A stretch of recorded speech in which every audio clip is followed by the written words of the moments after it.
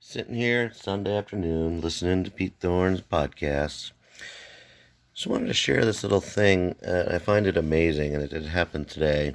So when I change my strings, I put a piece of masking tape on the back of my guitar, and I write what I did.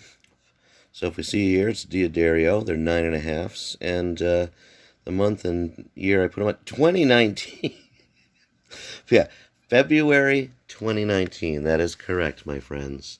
I'm not even considering changing the strings on this baby. So I got 8 guitars. I do it on most. It pisses me off when I forget to do it, but that's why I do it, because obviously at this point I can change the strings. I mean, they're fucking 2.5 years old, and I'm sure this guitar will come to life. But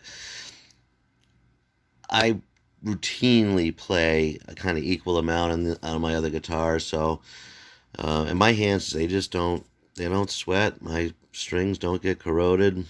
I tend to do the Steve from Boston theory, where if I can feel the wines breaking, then I know it's time. But that's just a little cool trick. Another side note, I got this on eBay. There's a bunch of sellers that do the Mugami and was it Nitric, whatever, cables, 10, 12 feet. This one, I think I got this one for $39. It's a 12-footer, and it's got the silent deal. And because, I thought Klotz was the only one that was doing that, and then I kind of discovered these, for under $40. And yeah, really, actually, a good tone. It's brought a couple guitars to life. So I'm a believer, of course, in chords being important. So anyway, I just thought that was a cool thing. Yeah, this is just an embellishment. I was doing this because these 25th anniversary or 30th, they don't have anything on the truss rod cover, but I think that looks pretty hot with that. All that is a die cut machine.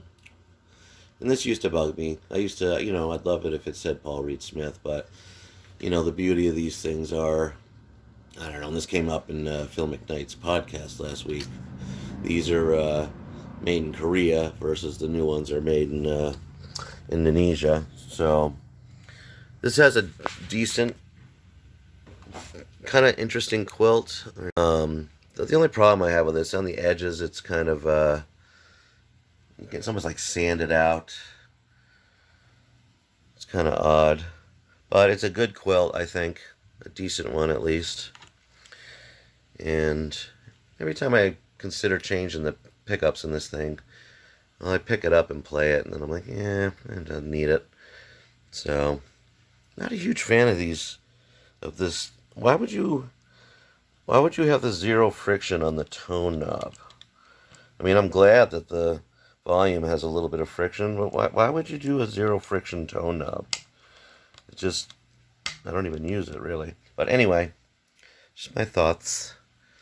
Anywhom, just a little trick, like I said. In the future, I'm going to do a video about stippling my guitar picks.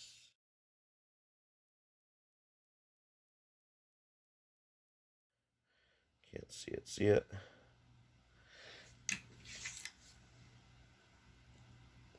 Using a wood burner. So, anywho, there you go. It's a little Sunday fun day. Yeah, just picked up the M1000, and yeah, she's a little old too. That is 11 of 2018. That would be your Super Slinky Pinks. Guess it's time to change these too.